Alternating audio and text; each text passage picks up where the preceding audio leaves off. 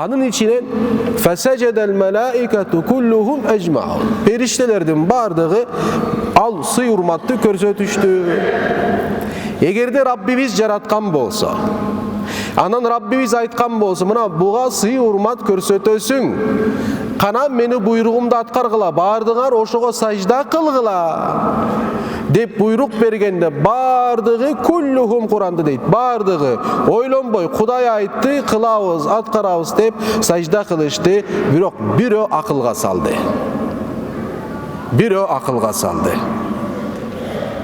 Эм баштык кылды, жүзүнү үрдү, логикасына салды, айтты, менин түйүм от, анын түйү топурак. От качан топуракка сажда кылмак эле, от качан топуракты сыйламак эле деп эмне кылды?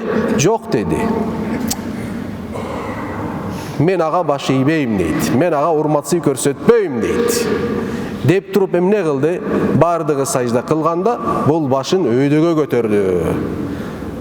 Өйдөгө көтөргөндөн кийин ким болуп калды? Баягы периштелердин атасы болгон илим жааттан. Периштелердин атасы болгон илим жааттан. Периштелер Кудай Тааладан сурашты, ошону жер жүзүнөн көтөргүлөчү, бизге илимин берсин. Периштелер сурашты.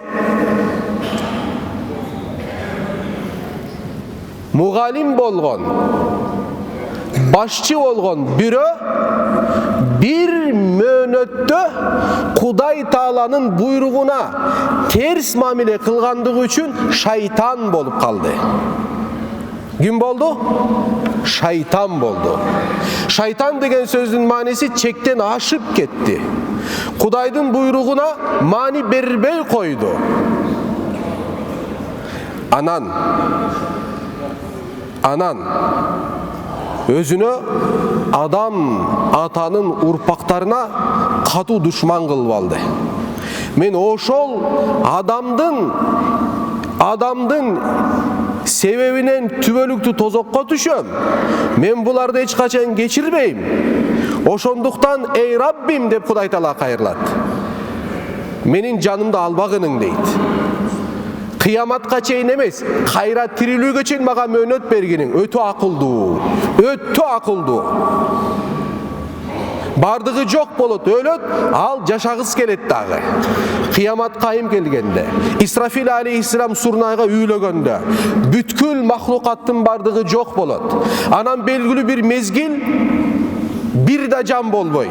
Ошол убакытта жашайын деп, кайра тирилүүгө чейин Аллах Тааладан уруксат сурайт. Я Рабби, мен эмне кылгының, кайра тирилүү убактысына чейин мен эмне кылгының, калтыргының, жанымды албагының. Кудай Таала ошондо айтат, макул, мен сага уруксат берем. Кайра тирилүүгө чейин эмес, кайсы жерге чейин? Биринчи сурнайга чейин. Ошого чейин уруксат берем. Ошондо шайтан айтат, мен сөз берем, мен адамдын урпактардын бардыгын бирөөнү калтырбай туура жолдон адаштырам деген сөздү берет ошол жерде. Алла Таала ошондо шайтанга адам баласынын каны кандай айланган болсо, тамыры менен кан менен кошо айлануу уруксатын берет шайтанга. Ошон үчүн пайгамбар айтат, ар бир адамдын ичинде бирден шайтан бар деп айтат пайгамбарыбыз. Ар бир адамдын ичинде бирден шайтан бар, карин деп аталат. Ошон үчүн адамдын ичинде эки түстүү, эки түрдүү ой болот. Бир жаман ой, бир жакшы ой. Дайыма күрөшүү пайда болот адам баласынын жүрөгүндө. Айта турган нерсем бул. Сенин душманың адам эмес. Буну жакшы билиш керексиң. Сенин душманың адам эмес. Сен бирөөгө душмандык кыла турган болсоң, бир гана шайтан бар, ошого душмандык кыласың.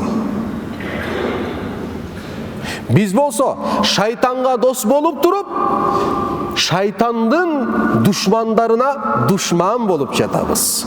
Башкача айтканда, өзүбүздүн досторубузга душман болуп жатабыз. Шайтанга дос болуп туруп.